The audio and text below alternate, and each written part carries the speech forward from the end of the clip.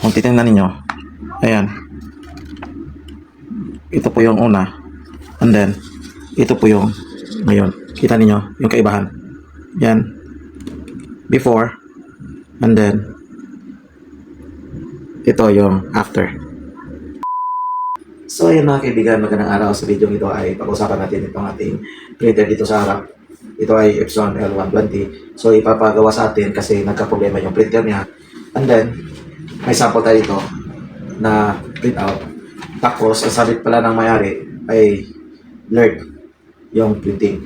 So ito yung ating na-print ngayon. So kung titingnan ninyo, totoo nga blurred yung printout at saka yung mga bawat litra ay nag-overlap kaya hindi mabasa. Papagawa na lang niya sa atin para maayos natin ito. Sa mga gusto palang matuto kung paano natin ito maayos ngayon ay panoorin lang itong ating buong video. Bago natin simulan yung ating pag-aayos ng ating printer, so kailangan muna i-disable yung ating antivirus sa laptop. Kasi meron tayong gagamitin dito na application o software para hindi niya i-block at para hindi mag-corrupt yung files. So una dito tayo sa pinakababa. May symbol na arrow up. Yan po yung itap natin. And then hanapin natin dito yung logo ng security ito. Tap lang natin to. And then dito tayo sa virus and threat protection. Click na natin. And then dito tayo sa pinaka baba. Itong manage settings. And then real-time protection. Yan po yung ating i-turn off. Off natin yan. And then may command. So press lang natin yung yes para yung antivirus is ma-disable.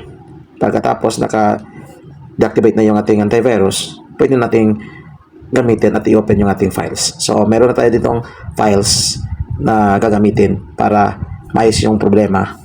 So meron na ako ditong compilation dito. Hanapin natin yung ating resetter na files.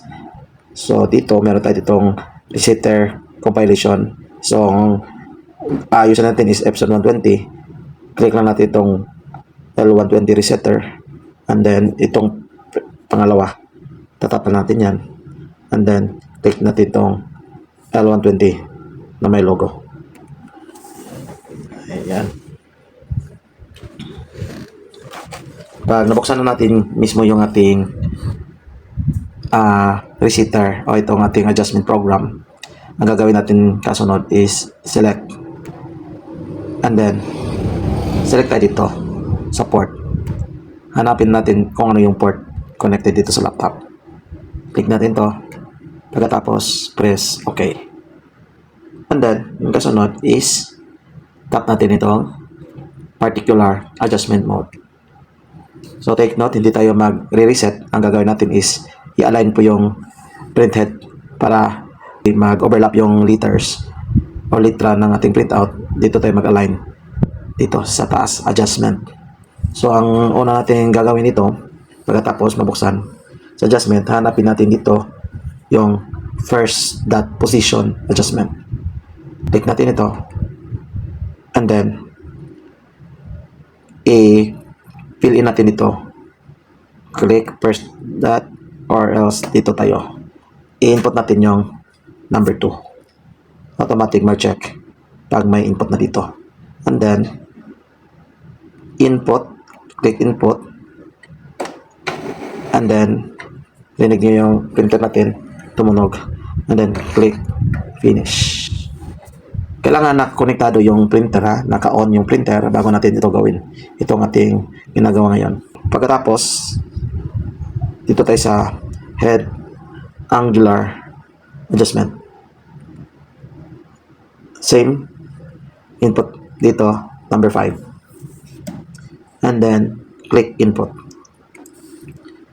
And then, after clicking input, press natin yung finish. And then number 3 is itong BID adjustment. I-click natin itong BID adjustment, and then okay. So dito, input and check. Dito sa black, yung input natin sa black is ito, number 19. And then, dito sa kabila, number 12. And then sa color, input natin, number 15. And then, kabila, number 9. Click input. Press OK. And press finish.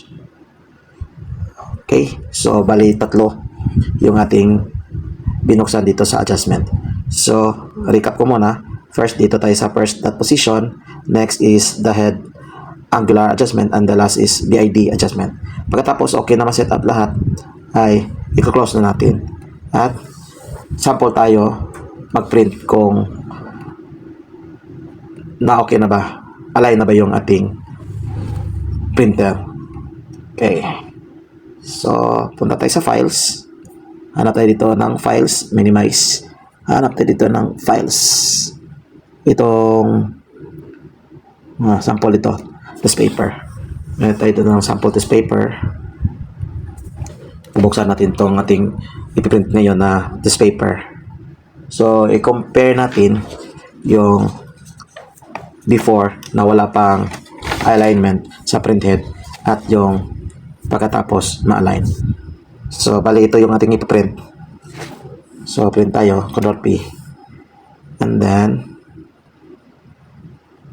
select natin number 36. Series copy 36. Press natin page 1. Tapos, only one copy. Ayan. So, titingnan natin kung okay na ba yung ating print out dito sa ating printer. Kung wala na bang overlapping. So, ito na yung ating resulta. Pagkatapos natin ma-fix yung settings. Alright. So, okay na siya. Wala nang overlapping. And then, i-compare natin yung kanina. So, ito yung kanina na na-print natin. Kung titingnan ninyo, ayan. Ito po yung una. And then, ito po yung ngayon. Okay, yan po yung ngayon, after, and ito po yung before. Kita niyo yung kaibahan. Ano lang kadali mag-fix. Pag ganito ang printout ng printer niyo, may overlapping o blurred yung printout. Additional input pala. So, aside sa mag-set up tayo sa settings, so, nilinisan rin natin yung ilalim dito sa ating printer. Kita nyo yung pinakailalim, may strips. So, pupunasan rin natin ito ng wipes. Kasi, pwede rin magkakaroon ng ganong problema kung mayroong dumi itong string dito or itong tawag nating strips. Itong sensor strips. Kung may dumi ito, magkakaroon din ng ganong problema. So, pinunasan din natin ito. And then, pagkatapos, nag-maintenance din tayo dito sa ating printer.